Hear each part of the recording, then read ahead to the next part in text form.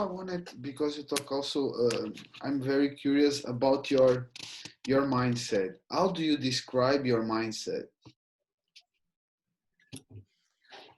Well, I think my current mindset is that we talked in the beginning, the 1% better every day. This is my current one because, again, just having that, all the difficulties that we're going right now. So I'm good with that.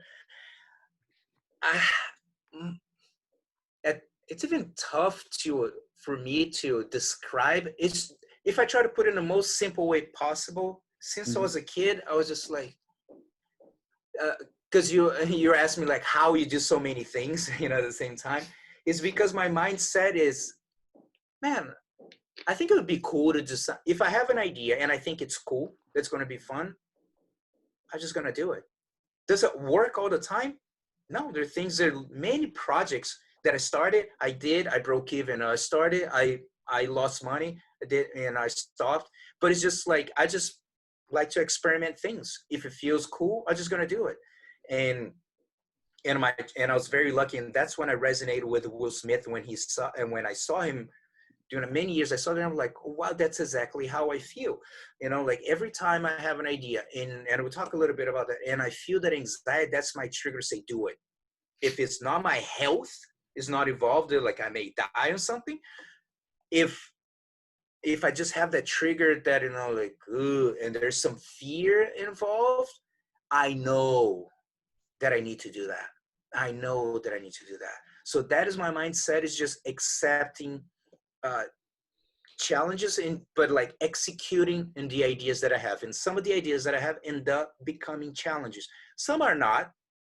It's some very small little challenges, and no biggie, but it's just like, I want to do it, see how it goes. And some, they're more challenging. So I feel that if I have tried to think here in a better way to explain to you, so many years ago, I was a teenager, and I read something, it's not exactly the same words, but something along these lines that said, if you're looking for a big opportunity, accept a big challenge. And if I have to say my mindset, I just say that this has been, I think everyone has, not everyone, but has a quote that catch your attention. Everyone has one. Now, the thing is, do you live in congruence with this quote or not? And this one really got my attention. And if you think about it, and you and all the listeners right now, I want you to reflect on what's some of the biggest challenges that you've ever accepted in your life. Okay. I guarantee you that a big opportunity came out of the experience, even if the outcome was not the ideal, because it could be an incredible opportunity for growth, to learn from this experience. Or sometimes this challenge that I accept open an opportunity that came as a form of a new challenge. And that's up to you. Do I accept this challenge because I did that? Open doors for new things. Like, oh, wow, okay, I wasn't expecting this. And then life presents you with another challenge. And do I take this or I don't take this? And then if you accept another one, so bigger the challenge, bigger are the opportunities. And when I look back in my life, I can vouch for that in my life, the theme of my life, when I look back. And one of the things that, because sometimes people think on the negative, we're going to talk about positive and negative, but they say, well, it was a negative outcome. And I really do my best nowadays not to use the word positive and negative, because it's just experiences. I guarantee you, Vasco, there's something in your life that you look back 5 years ago that happened. And for all the listeners too, that when it happened in the middle of the chaos, it was like, wow, this is so negative. This is toxic. This is bad that is happening. That now you look back and say like, dude, that was a blessing. It sucked when it happened, but because of that situation, I'm here right now. So was it negative? It's just up to you to figure out if it was positive or negative. It's just an experience. That's all it was. And then you label any way you want. So with that in mind, that's basically what I try to do, is just get the lessons so I don't get caught into the pity party. Oh my God, this happened. Like right now, the quarantine sucks. Yes. So it took me, I'll be honest, it took me about three to 4 days for me to get situated, Mm, because I'm like, all right, a business closed. I have two main businesses, my main source of income mm, that are stopping right now. And I can be crying about it, or I can start to change my focus. And that's what I did. I started to focus on something else, and I'm currently accepting new challenges, especially going into the Brazilian market. New challenges, a lot of work, producing a lot of content, and I know I like I have a conviction. I don't just believe. I have a conviction that incredible opportunities going to come out from this. I'm putting so much work. There's no way that I can look back and say like, wow, I just wasted my time. That is no way. With the podcast and stuff like that, like in the past few years, I've done close to 300 interviews. You know, look the amount of networking that I'm doing, how many things I'm learning from other people. There's no way that this is not going to be beneficial to me. Maybe it's not right now. Maybe I'm not, because people ask me like, hey, so how much you make with a podcast? I said zero. I'm like, what do you mean? You don't make any money? I'm like, no. Like, you're trying to get sponsored. Like, dude, even if I get sponsored, I'll get the sponsors and I'll give to my nonprofit organization. I'm not doing this to make the money, because the big picture, like the amount of networking and people that I interviewed so many people that gave like big donations to the nonprofit. I have people who didn't donate money, but I make a connection from one nonprofit to another, mm. and they help a different organization. You know what I mean? So I know that all that, plus I'm getting people's knowledge, and it's, for me, it's a win-win. It's a win-win situation. So it's from each one how you want to take a look into the challenge that you have in your life right now. Mm. It's very easy to get caught in the negative, the downsides of big time. I mean, it is a difficult, why it's a difficult moment too is because it brings so much anxiety, because we don't know when it's going to end. No one ever experienced anything like that. And that brings anxiety, the fear of the unknown. However, I believe that I mentioned this in my podcast, and I mentioned this right now. We're recording this in basically June, July 2020. This is going to be here forever. In 10 years from now, someone's going to be listening to this, and then going to remember, yeah, I heard Gustavo, he did an interview 10 years ago. And that's when we're going through right now, we're going through the quarantine. But 10 years from now, people are going to be, oh yeah, I heard. Maybe someone's young. I heard that I was 10 years old. Now they're 20 years old, and they're listening to this right now in 2030 or whatever. Oh, I heard that it was crazy or whatever, but this too shall pass. Everything, it will pass, and it's at the end, it's going to be an experience, and you do whatever you want. How are we going to interpret this experience? That's from each one. You know what I mean? Perfect, Professor. And I think that you already give it the advice, but which advice do we give to the people that are like that are passing this moment? Like mentally speaking, which advice you will give it? I think this is a time to be surrounded by positive information for sure. Reading books, YouTube channels. There's so many incredible channels, podcasts. Just try to overload like positive information. However, execute it. Make sure that whatever you're using, you're not just the librarian of the mind, you're just collecting information.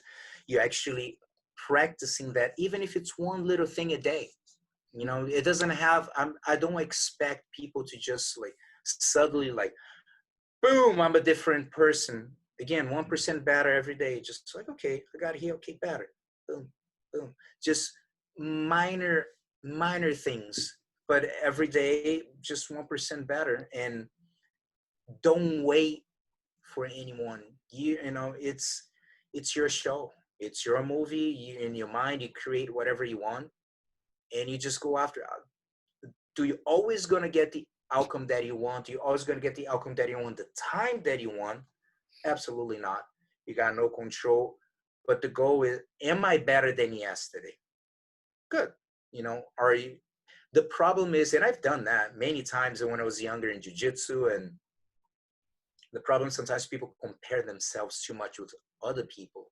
And then that guy has this many followers. This guy has this guy has a bigger house. This guy, so there's always, if we try to, we get caught in a cycle that it's just not going to go anywhere, comparing yourself, so have I done that? Absolutely. Especially when I was younger in my 20s. Absolutely. Now I just look back, and especially when I turn 40, I don't know what's the average of people who are watching this, but right now I look at my life as, dude, count down. I'm 46. Know what I'm saying? Hopefully I live to like maybe 80, 90. I don't know. I don't know what's going to happen tomorrow. So time's ticking, and I'm waiting for what? You know what I mean? It's not going up. No, it's going down. So I need to figure out that time's ticking. I can't wait. If I want to do something, I got to start it today, like right now. I don't have time to be wasting. Oh, yeah, but dude, I can't. And so I think people just have time. I have time, like not as much as you think. It's like yesterday, it was 21 years ago, I was coming to the US. To this day, I go to Las Vegas. That's where I landed. To this day, just to think about it gives me anxiety. I remember leaving the plane with my bags, and I'm like, holy crap, I'm here. I sold my car, and I brought what I have, and there's no turning back right now. I got to make it. And then this was 21 years ago. My son is turning 20 this week. I'm like, dude, 20 years ago, I remember like was yesterday. And then sometimes I reflect a lot. I don't know how's the crowd that listen to the podcast, but I like meditation. And one of the things too, maybe it sounds kind of like woo-woo for some people, or too zen or whatever, but having a conversation with your best self. What are your best self like? And sometimes it's hard to get to that stage of meditating, but your best self knows exactly, what is the best for you. You know what I mean? Like really knows, truly you understand. And now is that dark passenger in the middle that is like, don't listen to him. Stay here with, I'm here to protect you. Don't believe in all that crap. You know what I mean? Stay here. It's safe. You're not going to get hurt here. I take care of you. That's what your dark passenger is saying. So I get to in places that I really try to think about my best. For example, even right now, before we started, I put my alarm 10 minutes before, just to not just remind me, but remind me. That's actually be maybe a good tip for people to do it. There's something that I learned with the high performance coaching. It's called intentional cues. It's things to remind you. And then I can expand a little bit more on that. For example, I wrote on the on my phone, when I have the alarm, you can write and edit and write whatever you want there. And I just put the phrase like, what is your intention? So I have this, it's always come in different times of the day. But since I have this here, so I don't just sit and just start speaking. I reflect on what is my intention coming into this interview, what I'm trying to provide to this. And then I got to remember my purpose to inspire, impact, and improve. So everything that I'm speaking here, my hope is to be able to inspire someone some way, maybe impact their life in some way, improve someone's life in some way. So this is just one way. I got a lot, the idea of the intention. There's a book called The Seat of the Soul by Gary Zukav. I'm not 100% listening. I heard from Oprah Winfrey. She talked about it. And I listened to this book many times. Very powerful. But I feel that sometimes there's some books you need to be in a specific moment in your life to listen to make sense. You know what I'm saying? Exactly. Maybe this book, maybe 5 years ago, wouldn't make as much sense as making for me. It did like last year for me, And And it was really cool that Oprah Winfrey started to use that, and she said that that's her, the book that has made, and she reads a lot, and she said that it's, if not the most, one of the books that makes the most impact on her, because she started to make all her show based on her intention. Every episode, what is the intention of the episode? Why we're bringing this person here?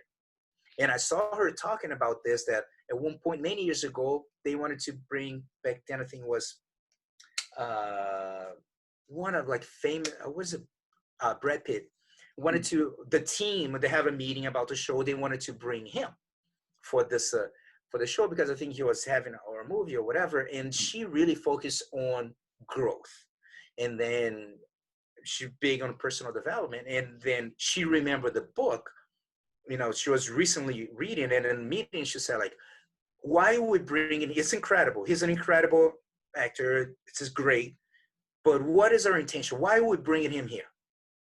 Oh yeah, no, his movie is gonna bring a lot of attention, but like, wait, we bring him just to have attention to the show?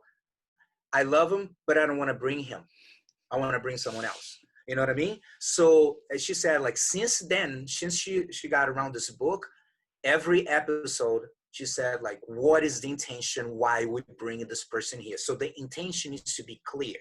And of course, every guest gonna bring different things or whatever, but why we bring this person here? So this is just a intentional cue for people to be like, maybe going to a meeting or giving an interview or doing whatever. What is the intention behind what are you doing? You know, so it's very important to reflect on that. Plus, you can use this intentional cues thing in so many different ways. So many different ways. For instance, I'm gonna give, this is part of the session 2 of the program, the High Performance Coach, which matter of fact is right in front of me. It's called the clarity chart. So the clarity chart, we're gonna focus in 3 areas. We can focus on the self, you, interactions, and success markers. There are 3 different ones. I'm gonna share with you the self, and that's a great tip for everyone. If you're listening right now, if you have a chance to maybe pause and take, you know, some notes, I highly recommend to do this. I still do this, and this is a great thing. So I'm going to even read what is right in front of me so you guys understand exactly. So it's a 3 words that will now define the best of who you are, that will be used to guide your personal life, including your thoughts and actions include. And then you think about 3 words. When you think about these 3 words, and then you see the reason why I chose this word and that is important to me is, and then you follow. This is not something for people to do right now in 2 seconds. No. This is something for you to sit on, think about it. You know, maybe you can come up with the words in a few minutes. Maybe it can take you a few days, a few weeks to think about it. What exactly I'm trying to say with this? Again, so now I'm going to get a little deeper and dark into this. What is this? I want you to imagine, because I get weird with it. And I get weird about thinking about a lot of people don't like to talk about death, you know, and I do because it's a reality and it's a wake up call to people. You don't have as much time you think you do. You know what I'm saying? So when did I talk about, I think I created maybe a content about this, maybe a week or 2 weeks ago. I don't remember. I create content every day. I don't even know what I create in Portuguese and English. I don't know. But anyway, it's like you having an overview of the service of when you die. Who was in that room? Family, friends, and who was there? And you just observing from outside. And then someone's going to come up and speak about you. And they're going to describe you in 3 words. What are the 3 words that you want to be described by? He was an asshole and he was jealous and he was, no. What are the words that you want to? So if you want these words to be said in your service, when you die, you better start right now and start act like the way you want to be described, because people are going to describe based on your reality of what exactly you're doing. You know, if you say that, like, he is very honest, but he consistently lies and does this and does that, that's not congruent with what he's saying. So is it hard? No, and I tell you more, it doesn't mean that you're going to pick words. Maybe it's a word that you're not quite there where you'd like to be, but you're striving for it and you're working for it. So this is an example. For example, I'm going to share my 3 words. Okay. My number 1 is authentic. I want people to say like, hey, Gustavo did whatever Gustavo did. Whatever he wanted to do, he did it. So this is authenticity to me. People have different perception, like the same way with success. People have different perception about the word authentic. I dress in the way I want. I talk whatever I want. It's part of authenticity. Yes. But now I see authenticity of a level from 0 to 100. Now, are you authentic to your desires, to your goals and dreams? Do you go after, you know what you want and you go after? This is authenticity to me. I don't think I'm on a level 100 and I'll never reach the level 100. However, I'm pushing my authenticity as much as I can to live in congruence with my values and do whatever I feel like I want to do. So I feel that this is authenticity, being authentic to your desire. That's authenticity to me, not what others expect from you. Okay. 2, helpful and generous. So that means always helping people, and I'm able to do that through different channels, different things. Like I said, everything in my business is around that. So I know with the nonprofit, with the or tournaments or schools or high performance coaching, everything is around being helpful and generous. And the third one, I feel that I'm not quite there where I'd like to be. And for me, for many people, it may be very simple, but for me is to be present. Why do I say that? Because since I was young, I did struggle with ADD. I did struggle with, and especially a lot of the entrepreneurs do. It's like many ideas. I'm doing this and I'm doing that, and sometimes it's tough to be present. So it took me years for me to realize that, because I'm always on a go, like do do do do do do do. So if I don't remind myself to be present, I will forget. So with that said, I put for different times of the day, and I put the alarm with the 3 words. So out of nowhere, my alarm will pop up, and then saying like the 3 words: authentic, helpful, and present. And then and then I reflect on: am I being authentic? Am I being helpful? So again, when I'm not, because I'm not perfect, forgive myself, focus on or getting back on track. So my suggestion is for you, everyone who's listening, if this sounds interesting to you and you want to think about these 3 words, that when you die, people are going to say like, dude, this guy was this, this, and this. And that's the legacy that you're leaving behind and people know. You have to start right now. Do you have to put it in your phone? Of course not. But this is the intentional cue. Like your intention is to remind you of the words, because man, every day we're doing so many things. It's just gonna pass by. You're like, oh wow, I didn't think about this at all. But when you put in the alarm, it pops up, and then you're like, I have another phrase here that's one of my favorite, which is, how present are you right now? And I laugh many times when I'm doing this, because sometimes, I don't know, people are listening, sometimes you're driving and then suddenly like, wow, I'm home. I don't even know how I got here. You're so autopilot, you don't even realize you just drove for like minutes and just I'm driving and then like autopilot. And then sometimes when my alarm pops up, how present are you? I start laughing, because like, dude, I was in a different planet right now. When I was driving, I was in a different planet. And it helps me to be aware of like, I'm driving, there are cars around me.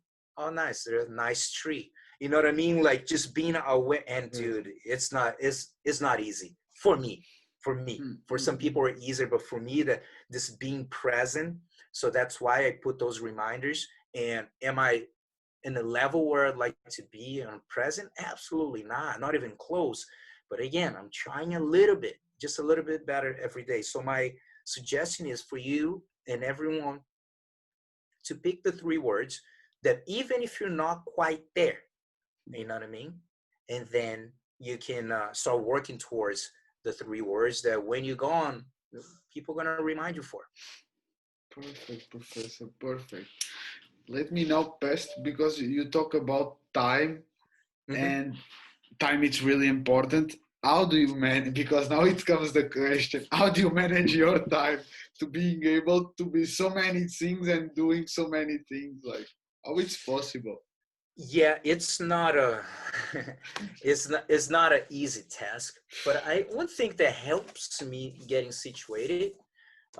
Sure, here know that some people might be listening, might be because people gonna watch on YouTube, right? And some people on Exactly. podcast format. So Exactly.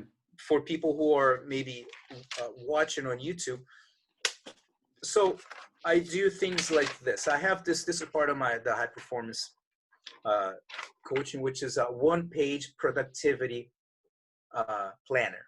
So in this planner, I have here, in my case, projects, project 1, 2, and 3. The project 3 could be personal. Things that I need to do in my life, need to do, like I need to call this person or family, or I'm gonna get a haircut, I'm going to the dance, whatever. Things that are related to my personal. And then other things here, I have podcasts and live. So I have like the list of things that need to be related to this. So each one. So I'm promoting, organizing a convention in Portuguese for the for jiu-jitsu and stuff. So okay, this is one of the topics. I mean, I do more than that, but it's kind of like, okay, this today, this is what I'm focused on. So there's one here to say like people that need to be reached out today. So who I need to contact. There's a list people I'm waiting on. I'm waiting on these people here. They need to contact me back. And then this is the main one, because otherwise you end up getting very busy. It's here. Priorities right on the bottom and saying the main things I must complete today, no matter what, are. So list the priorities and to-dos that must be accomplished today, and do these before getting trapped in your inbox or other people's agendas. Which means when you start it and you have your plans, I'm going to do this, I'm going to do that, and then you open your email and it's on. You know what I mean? Like all kinds of stuff like, oh, I was going to do this. Now I got to reply to this person. Now I got to do this. And it's not going to happen. So one thing that is, there's a book, Brian Tracy, I mean, about eating the frog or something like that, which basically the idea, it's something like that. I can't remember the name, but it's basically saying like, get the uncomfortable things out of the gate. Wake up in the morning, like when you have the list of priorities, maybe you have 10 things to do. Okay, if you put that in the bottom because it's the most uncomfortable, chances are be like, I've done a bunch of stuff today, it's late, I'll do it tomorrow. So try to get, the most, I don't know, the one, not necessarily the difficult, but the one that you don't really want to do, they try to put on the top. So I'm like, okay, I'm done with it. And that's the one that is going to move the needle. It's going to, get you forward. So there's one specific goal that you have, one of the priorities, or I need to do something to move this a little bit. Remember, I don't expect, if I have a big project, to go from 0% to 80. No, it's 1%, 2, 3, 4. That's okay. You're going to have to little by little having the task.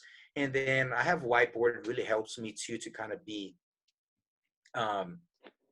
more visual, because it's funny how it took me years, like probably like, it's got to be around the same time, 2007, 2008, that I started writing things down, because when you don't, it's like a cloud with so many things that pulling at it. Like, oh, I remember I have, even with you right now, I need to be talking with you. And as we're talking, sometimes I just write it down like, hey, I need to talk about this. So I just put a word here to remind me. Although it's gone. You know what I mean? And I'll remember like 2 days later, like, dude, I didn't talk about that thing that I wanted, you know? So I feel that writing helps a lot with the cloud. So I look back here, let me see. I see, okay, there I have a column there that it's a podcast, and then podcast in Portuguese, and I have the podcast in English, and I have lives, and I have the convention, I have the academy, I have events, and I have the nonprofit, and I have coaching. If I don't put this in a cloud, it's going to be a cloud that there's no way, dude. There's no way. So it's just getting the priorities, what is helping me to move to where I want to be. So that's the same thing for everyone. most, I guess, the normal people don't have as many things that you can. I will not. But I know it's because it's, if I had something cool, I want to do it. Like I said, when I started, like, dude, now there's no way I can stop that. I got to keep going. And then I'll just keep adjusting. But I think this is my suggestion is, what is the main, always have the personal column. You know, Mm-hmm. I think this is important. For many years, I neglect that. And that's one of the biggest mistakes that I made as an entrepreneur. I'm honest with this. I struggle in the past with being a workaholic. If you think I work a lot right now, I have no idea. You know, it was way worse. You know, so I calm down a lot. Calm down as far as putting a time limit, because I know how my brain works. So if I get home, if at 10 p.m., because don't get me wrong, I enjoy working. That's a kind of a problem. So if I start something at 10 p.m., it's on. And my brain's not going to shut off like for a few hours. And then I'm going to sleep 4 hours, 5 hours. And next day I'm going to drag. I'm not going to have the same energy, and I'll do it again. And is there crunch time? Yes, there's times at crunch time I might have to sacrifice a few days. But I got so much better when I got involved with high performance coaching, because I started to become more aware of sleep. That's something that I was really bad, because I wanted to keep working.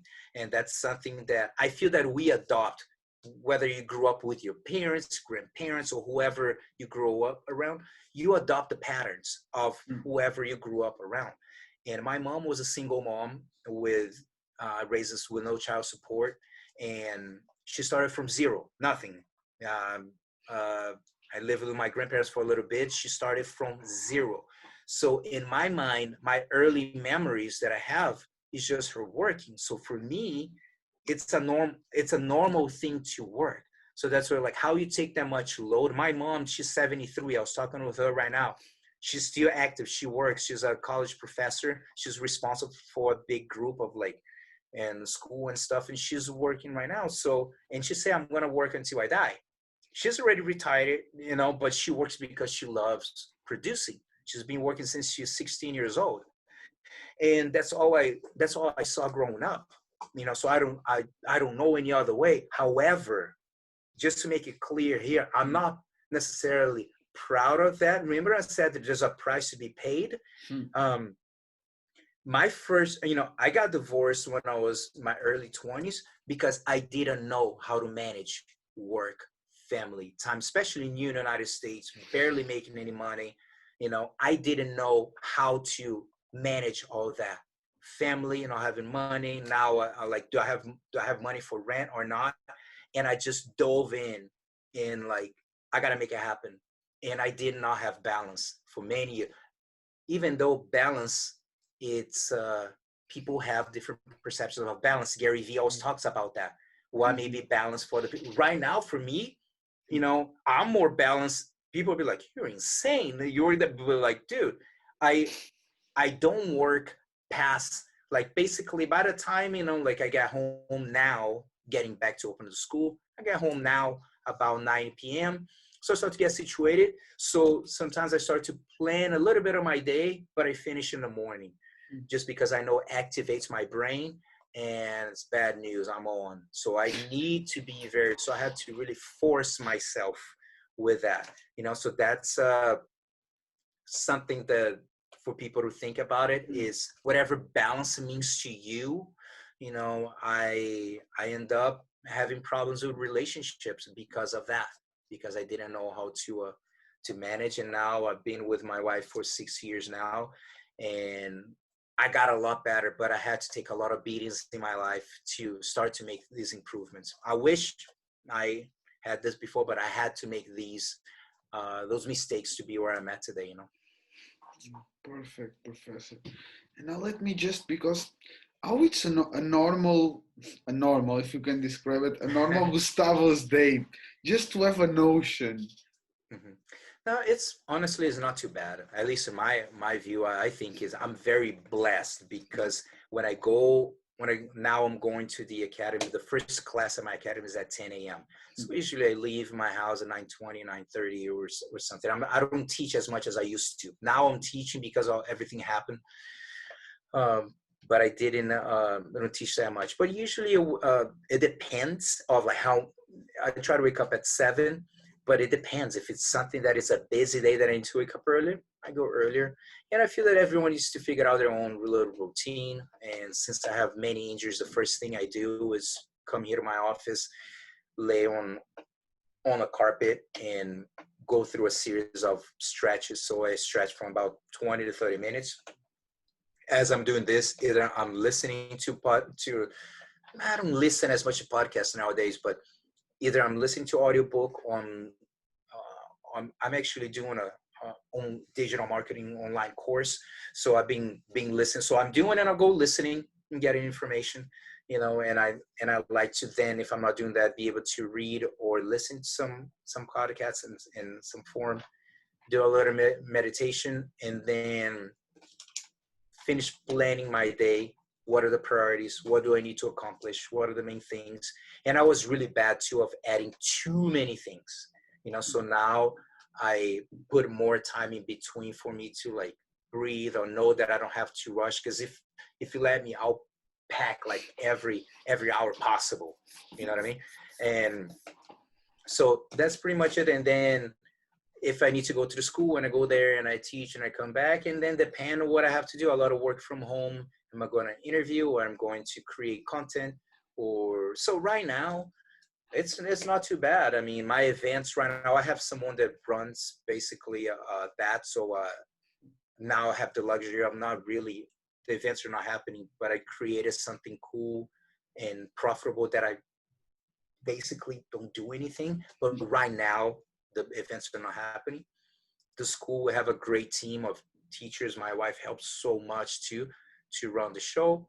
Have someone that runs it on profit with me. So it's not like I'm super over. I don't feel that I'm overloaded. There's time, there are moments you go through waves. There are waves that are like, dude, that's an intense week. There's time that this week was not too bad. It was like creating content, doing stuff like that. I can't complain. All I think about it, Vasco, is that since I lived in Brazil, I just remember like me going when I was going to college, when I was um, even working different things. But I just remember being on a bus an hour, standing, packed, bus packed. You know what I mean? Shaking. And I'm like, my God. And then you go to somewhere, and then get another bus, and then here and that, and of course in Brazil we got to be careful the violence and all that kind of stuff. So there's so many things. So when I go to work in the morning or go to school, I remember these that I'm like, thank you. Just thank you for having the life that I have. I have a car, you know what I mean, that I can drive to. I drive like less than 10 minutes to my academy. I'm doing what I want. I'm driving to a place that I want to be there. So I'm very grateful for the opportunities that I have, because in Brazil, it's hard, man. Third world countries, it's hard to make stuff happen. So I'm very grateful the opportunities I have, and I think about it. Look at this, man, and I'm like, I'm waking up at 7 a.m. There's people at 5 a.m. They're already on those buses. You know what I mean? To make very little money to provide for a full family and a minimum wage salary. And I'm here. I'm like, dude, it'd be a shame if I'm trying to complain about my life. You know what I mean? So I'm healthy. I'm doing like I said, am I a millionaire or something? Not that I even strive, because of course, I know that what I do, everything it's just a consequence of like just our work. So I know that eventually, as I get older, every year I notice that as far as the income gets better. You know what I mean? Like right now, took a dip, but I'm saying like every year there's a growth. So I'm like, I don't need to be in a hurry for anything. I have my house and my car. I have my business. I mean, the hurry for what? I need to be in a hurry for what? I want to keep doing what I'm doing. The pace, is it perfect? Not, but I think that's what everyone needs to think about. Are you happy right now with the life that you are living? Is that how you want to live? The rest of your life. Is that And then when I was 40, I reflect a lot on that. Like how do I want to? Maybe I live to 80. I don't know. How do I want to live the rest rest of my the 40 years, maybe, if everything goes well, 40. I have a friend of mine, just a quick example here. One of my blue belts, and he's still a friend of mine. He just got back to training. But this is, I don't know how long ago was this, maybe 8 years ago. I don't know, maybe even 10, I don't know. So he works in a car rental place. He always looked miserable, you know? And I'm like, because in my mind, doesn't make sense. You know, it's just weird in my mind. But like, hey, you've been working there for many years, man. Do you like work? Like, nah, dude. And he's all like, nah, dude, I fucking hate that. I'm like, why you do it? It's safe and stuff like that. Or like, okay, what would you like to do though? And this, when I talked with him, he was 29. Okay, when I said that, like, hey, so what do you want to do? I'm like, I don't know. I always thought about doing physical therapy, and I like the idea of helping people, working with that. I'm like, cool. Why don't you do it? Because in my mind, I want to do something. I'll do it. I don't know. I don't know how to explain. But it's like, well, why don't you do it? And I was like, nah, man. You know, because I have a steady job. I understand. I understand that.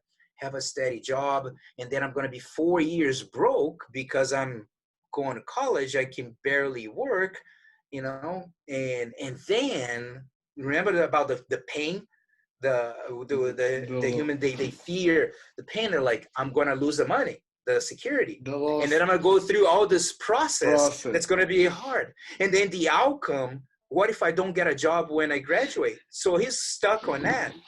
And then I told him, like, all right, dude, let me tell you something. If everything goes well with your life and you're alive when you're 33, everything went well and you're 33, what the only difference is going to be that you're going to be 33 and now you don't have a degree and you're still working at a place that you don't want. If everything goes well and if you're still alive. And he was like, wow, that's a good point. I was like, there we go. So anyway, he quit his job, uh, got into a college for physical education, moved with his parents for like 2 years. So he had to kind of like, that feeling in Brazil is not a big deal. But in the United States, it It's kind of is. I don't know different. how it's in Europe, you know what I mean? But the culture in Brazil is very normal. But in US, it's kind of like, it feels like a shame that I'm going back home. I was living by myself. So he did that for about 2 years, and then he was able to kind of get back in his feet, be able to manage better, working, and then start working, being as like a trainee and stuff like that. So he finished, he graduated, he went to grad school. He's working on his master now. He opened his own clinic about 6 months ago. You know what I'm saying? So all that because he stopped to just reflect. And did I say much to him? No, not really. But it's just made him realize it. Like, why? And it'd be like, dude, are you waiting for something? What were you waiting for? I'm gonna save more money. Like, you're just not gonna do it. It's not gonna happen. If you don't do it right now, no one's gonna do it for you. You need to quit this job, and you didn't. And I had a joke around with him because I always get deals with him with travel rent a car. Like, we're not gonna have deals anymore. We know when we travel, rented a car. But hey, that's okay. And then now, man, he's I talked with him actually about a couple weeks ago, and he was saying it started. Of course, it took a hit, with this that happened right now. But man, it's just a great thing. I need to bring him to the podcast too, so he can share the story with them. He's still a beginner entrepreneur, starting. But the most important thing is he faced his fear. He faced, the fear of that pain of the loss of the process and the outcome. And that's my suggestion for everyone is listen to, man. Don't get too caught up into, yeah, but over there, dude, I don't even know if you're going to be alive tomorrow. We're going to worry that much about 4 years, what's going to happen, and then he would be 4 years still miserable working there's nothing wrong working in a car rental place at all. Of course it's not, but it's not what he wanted to do. So they're like, why are you going to keep doing? So gave him to a point, he was able to get to a point of his life, and then he was just like steady. He wasn't going anywhere. You know what I mean? That's kind of he hit a limit, and then now like, okay, if you want to go to the next level, do you think that this gap from here to here, looks small, but it's big. And the decision there's a lot of anxiety because of the uncertainty, you know. However, if your why is big enough and his why was to help people, you know, and he didn't feel like I don't want to just help people renting a car, you know, I want to make an impact on people, you know what I mean? I want to do more than helping with that. And then he's doing right now, which is really cool, you know. Perfect. And exactly coming back to what you say, you can give the tools to him, but or to me for as an example, but if I don't use it, there is no point on that. Exactly. I think like perfect, perfect. Now I know that you have some morning routines and night routines. How do you think that having a morning and a night routine it's important for you to improve your life? I think it's the the night is just reflecting on the day, you know, reflect on a day and kind of thinking about the game plan for the next day. So you can set up the day the night before, depending. There's times, for example, I have to teach some of the 6:30 a.m. classes. Sometimes doesn't happen that often, but I did this week. So that was on Monday, which means I woke up at 5. So I set up everything on Sunday night, of course. You know, so I just get everything ready. And I think in the morning, it helps to set the tone for your day. So super important to be listening to positive information in the morning. You know, it could be YouTube. You're just preparing your breakfast, put your headphones and just listen. Go to YouTube and listen to inspirational videos. You know, of like those compilations are really cool. Not that long, and you don't have to sit and really focus. You just do your thing, what you're doing, getting ready, and listening to that. You know, because sometimes again, we wake up and then the internal battle is hard, and your dark passage is being loud, and those videos help you to center, get back in place. So I feel that at night is good to reflect on what Mhm. happened and prepare yourself for tomorrow, for the next day. And in the morning, it's great to set the tone of the day. What do you want to do? And at night, you just reevaluate. Did I accomplish what I wanted to? And it's really cool when you do that. So now, like, as I mentioned, I use to sometimes do like too many things. I'll try to add too many things on my list, and now I'll make sure that if there's a book called to the one thing. If there's one thing that you can do today to finish the day, be like, I only accomplished one thing, what that one thing would be that is going to help you 0.5% or 0.1%, whatever, it's going to help you to progress. It's like jiu-jitsu. In jiu-jitsu, you don't try to regress. You progress. You're not an amount and suddenly you get out and go to the side. No, you're progressing. And the same thing in life. You're always progressing your position, even if it's a tiny bit, but it's a progress. Perfect, Professor. Perfect. And now I want to talk a little bit because I know that you are a big reader. Um, First, about your last book, Seven Lessons from Seven Champions. If you can talk a little bit about the book, what is Yeah. about. Right now, currently, it's just in Portuguese. That's the first material that I'm putting in Portuguese. So my English podcast, I had over 100 episodes. So I just picked 7 lessons from 7 big champions in jiu-jitsu. And I just reflect on the ones, because usually what I do with my podcast in English, I listen, and then at the end I do what I call the final thoughts, which I just reflect on. And that's a lot of work. That is, if I have to say, as far as content creation, this is probably the one that gives me the most amount of work. There's some that come easy. I go, got it. I know exactly what I'm going to talk about. There are other ones that I really need to investigate, not be repetitive with the other episodes. So some are harder than others. But yeah, so basically 7 lessons that I got from the interview, and from there I just share what I basically the final thoughts that I had, and I created, and then I put them in a paper. So it's a new project. Probably at some point I'm going to translate to English. It's a fairly short book, but it's good. And yeah, so as far as this project right now is in Portuguese, and some point I'm going to make in English. Okay, perfect. And I wanted that after this conversation, which book will you, because I know that you are also a big reader, which book you will advise me and the listeners to read? Regarding to book, it's always depend on the moment you're going through in your life and what are your intentions. Am I trying to improve? Is that business? Is it personal development? Is it entertainment? So it really depends.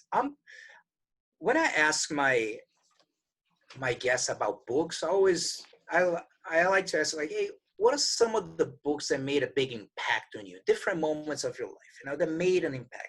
So I'm gonna say, I think that the first book that made a big impact, I'm gonna show here for people on YouTube.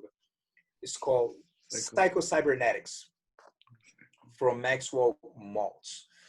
So this is that's the first time I really understood the concept of the self-image, which is really understanding everything that we created, as I mentioned, from everything that we learn growing up, all the patterns that we adopt from the parents, grandparents, and teachers and coaches, and we just everything that we learn, we build this mental blueprint, which is based on everything that we learn. And the thing is that whatever we get, it's not like when we're young, it's not like we analyze and we just absorb everything. We see something, we hear something, and we kind of like, it probably is true. And then you adopt it, you don't question it, just go with it, so this book is like from the 60s, and it's like one of the Bibles of personal development, to be honest. And that was a game changer for me. And I feel that this here is the core of the BJJ mental coach that I do. This is the core book that inspired me in a way to like really pursue and go after more things of personal development. This is the one. There's one of my students who play in the NFL, football player, that while he was at the end of his career, he got introduced to, and I learned a lot of stuff from him.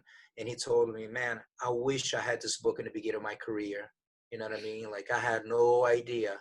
And so it was towards the end. So this is a book that I highly recommend to everyone. I know that there's audiobooks and stuff like that. So this is it's a big one. I'm gonna share three here that I picked. I have this one here. It's called Play to Win. Okay. Which is Larry Wilson and Hirsch Wilson. And it's when play to win is not to win gold medals, play to win in life, because you can play not to lose in life, or you can play to win. Play not to lose, I mean, you stay in your comfort zone, like my friend he was playing not to lose. Like, I'm here in this job that I don't want to leave because of the security and all that, and not pursuing after. That's playing not to lose. And then just needed just a little push just for him to reflect, like, hey, in 4 years, whether you like or you don't, the only difference that if you're alive, you're going to have a degree, and the other scenario you don't, but still the same. So he chose to start playing to win. So this is a great book, incredible concept too, of playing to win in life. And it's not by accident I put a tattoo also, Jogue para vencer, which is play to win, to remind me to always play to win in my life. So that's a great one. And my final one, it's called Mindset. This is my Portuguese version, but it's from Carol Dweck. Mindset, the New Psychology of Success. Incredible book, talks about the fixed and the growth mindset. So I think it's a game changer. I think every educator should read or listen to. Teachers, parents. It plays a movie in your head when you start reading, like, wow, because talking about studies, even in kids, how you develop the mindset of the fixed mindset that believe that talent. Now, some people, oh yeah, but because he was born for that, or they think that, talent, or you're born for the thing.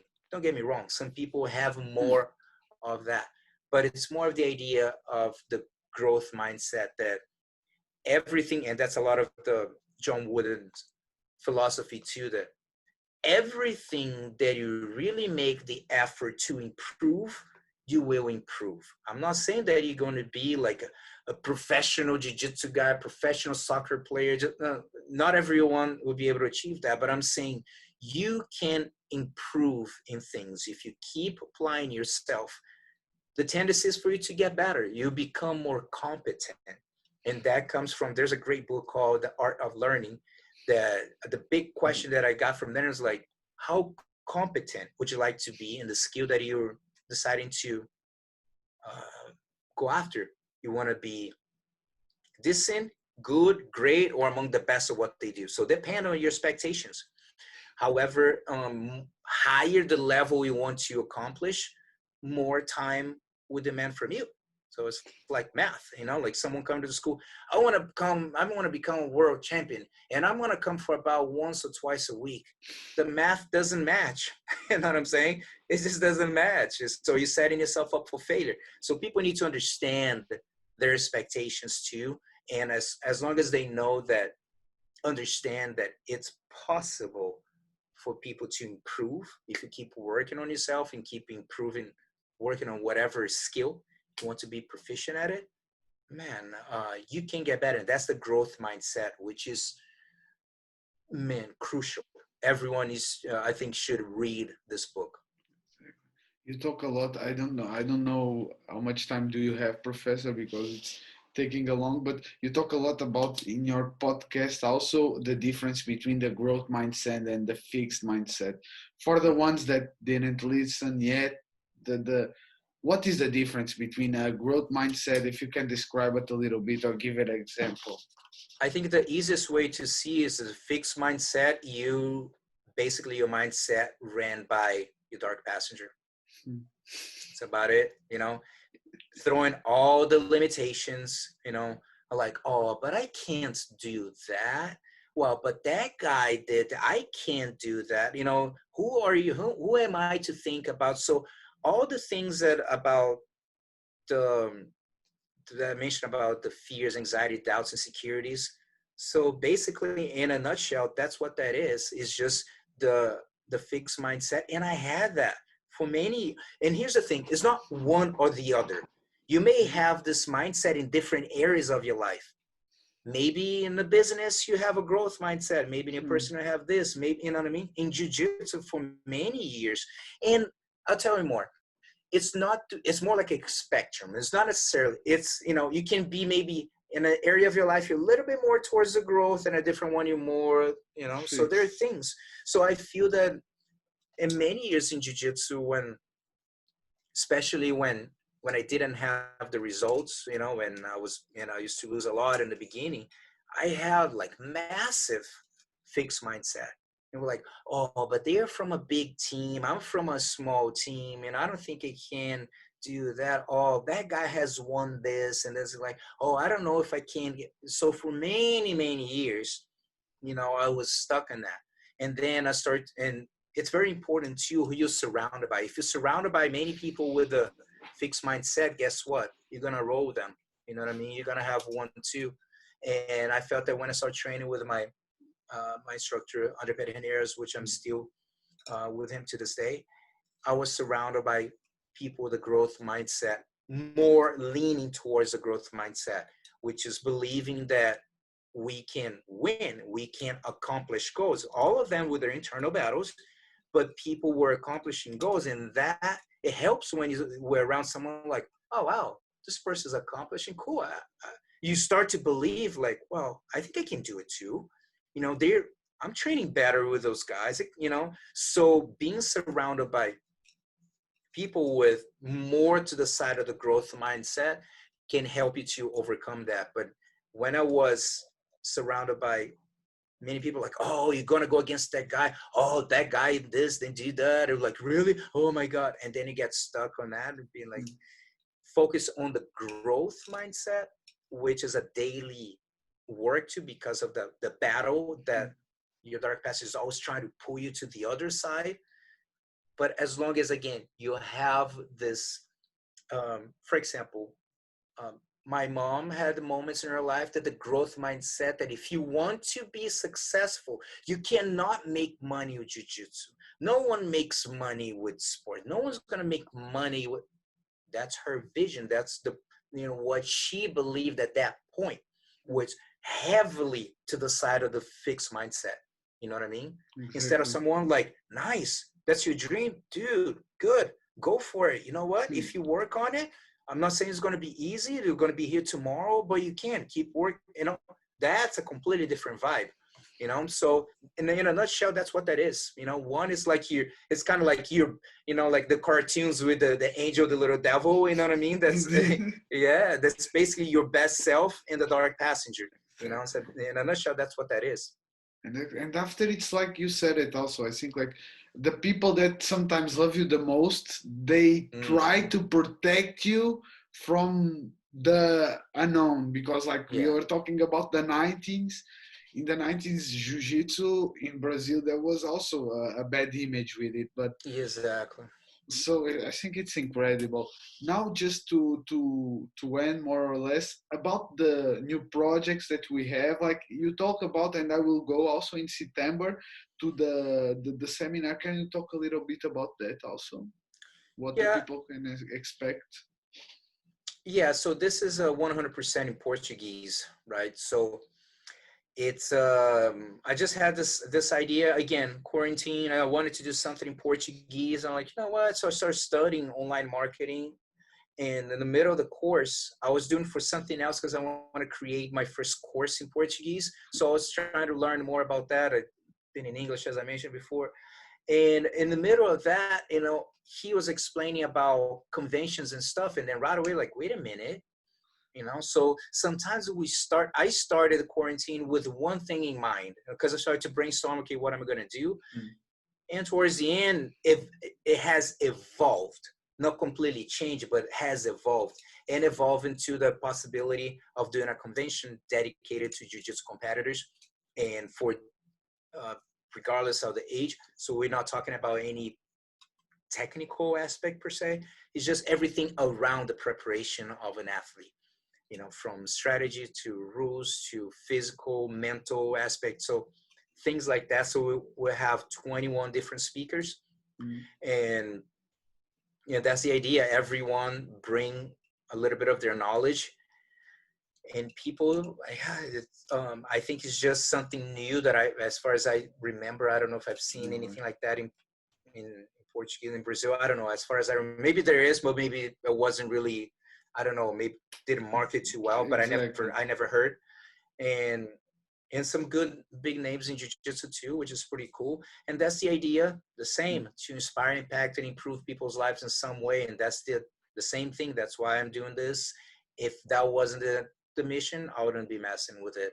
So it's something new. I don't know much what to expect because it's the first time I'm doing. And right now, all the speakers are excited just to be a part of that, something new too. And my goal is to keep doing this, Okay. next year and at least that's the idea. As long as I'm enjoying the process, I'm going to keep doing. Work a lot and you are drive a lot about your purpose. If it's aligned with your purpose, you do it. If it's not aligned, it's not the money. That I think it's like the big trait that I see in your work and your Yeah. legacy. Do you want to share any, if it's possible, any other projects that you are doing now with us? Well, if people wanted to check out jujitsutribe.org, that's a nonprofit organization I started about 10 years ago. And I always wanted to just, even when I was in Brazil, I'm like, man, it would be awesome to have like a project. But with time, I saw that it would be rough. It's something, who knows, something that I can do in the future with some partnership or something. But I knew it would be tough to have a facility to run, the whole thing. So I said, well, why not have an organization to help those facilities and to help people uh, who basically, many of them, and they barely have for themselves and they're helping people. It's pretty incredible. I mean, it's an amazing. So people want to know more about it. Right now, we have revamped, especially the mission of the organization too. So now we focus more on revamping facilities. Things are the places are like old, falling apart. We Mm. go there and fix them up and help to give a salary to the instructor too. So now we don't help as many projects as we used to. We used to help a lot with tournament registration, gigs here and there, and that kind of stuff. But then we decided, wait a minute, we can pay for registration and stuff, but the priority is if the instructor can. So yeah, so I was saying the root of the program is to make sure that those projects can survive. That means trying to give some funding to the instructor, because they're giving their time, doing whatever they can to get to a point to say, like, guys, we're gonna have to end this because I need to work. They put so much of their time there, and a lot of them they work too. Some try to do whatever they can. So anyway, so yeah, so when I go to Brazil, I don't know when I'm gonna go again now with all this happening, but I go visit some of the places that we currently help, which is incredible experiences and very humbling opportunities. So people want to take a look at the jiu-jitsu-trap.org, you'll be able to see a little bit of my trip, some of the things that we have done there, some of the projects that we have helped. And man, you can put a price tag on that, and at the same time, help all the donors that help with anything. A little bit here and there. Sometimes I do public speaking events that I do fundraisers. Sometimes it's seminars that I do fundraisers. I don't do as much jiu-jitsu seminars. So most of the seminars, not all of them, but most of them are fundraisers. And so we just, that's basically how we work, just through. And right now, the current project that we working towards is the one in Bahia in Brazil. And this guy's been running his program on the street for the past 6 years.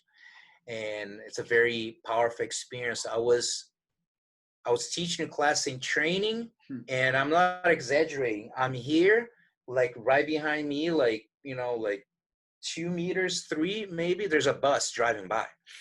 You know what I mean? So if something happens, someone loses control of it, that would be a major disaster. You know what I mean? So our goal right now, the goal is to buy a house or a land, and then build their facility and then provide it. So we're getting very close to the phase 1, which we want to raise $18,000, and I think we're close to 14 or something. So it's going well, and that's the idea: get those kids off the street, be able to get a facility for them, because that guy does an incredible work, man. And for me, I taught from I went to this place in 2 different trips, and I taught from 5:30 p.m. to 10:30 p.m. on the street, and I'm talking about in not a very safe area. Okay, not safe. They're not even Uber drivers wanted to go there after, and they had to call a friend to go there to pick me up and take me to our stay. The next time I decided I'd just stay with you and stay at his house. So because it's right next to it. So I wanted to really experience to be there, and the stories are wild, and I'm glad you're able to make a difference in that community. Awesome. And it's like you said that you can help with the inscription, but you are putting the base of the house. You are constructing a better life to not just for the teacher, but to all of them. That it's beautiful. Professor, any last advice that you want to give it to me or to the listeners? Because it's amazing. No, the only thing I can say is just remember that you're not going to live forever. At one time, and remember, you're not going to take none of this with you, the car, the rides, everything. We're just going to leave something here. We're going to leave our legacy, and then in years and years from now, hopefully I can leave a good legacy to my students, to the jiu-jitsu community. They'll be like, hey, he was a good dude, did some stuff, started help projects that have been saving lives, that I'm part of that, of course, with the help of the donors, but I'm saying help the process of helping others, and hopefully people can keep still running the nonprofit, my school, the tournaments, everything basically that that I provide, the videos that I have, they're going to be, the content's going to be there forever. I listen to guys like Jim Rome that he passed, and the guy's been impacting lives for many years. He's gone. It's been like probably 8 years that he's gone, and he's still impacting millions of people with his content online. So I picture my content doing the same. Jiu-Jitsu new generations are coming, and then years from now, okay, there was this guy, Gustavo, that he used to share this and this and this, and people are still going to be listening. By then, I have new Gustavo, new cooler stuff or whatever. You know what I mean? But I believe that the message is so basic that I think it doesn't matter when you're going to listen. It's the same thing of listening to Jim Rome. It doesn't matter if it was 20 years ago or in 20 years from now.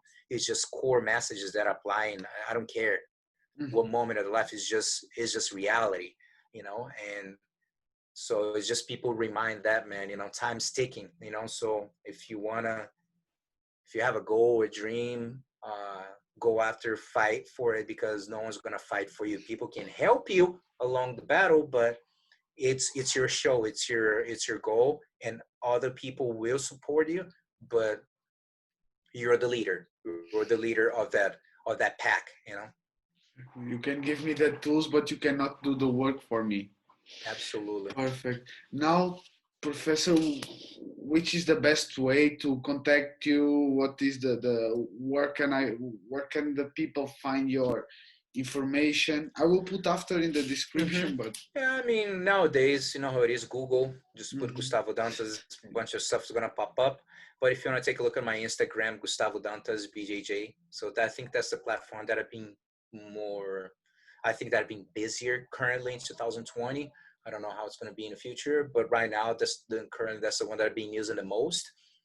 And that's it, man. And I'm very glad that you're taking the step of doing a podcast, because that's why I asked, like, hey, get some Thank episodes you. going to make sure that you're doing, because I have people. The reason why I said that is because I have people who, like, hey, I'm going to do a podcast, and they don't release, or they do one and they don't do it again, or they do it and they don't even release it. So I want to make sure, like, well, it's going to be released, or the message is going to hit people.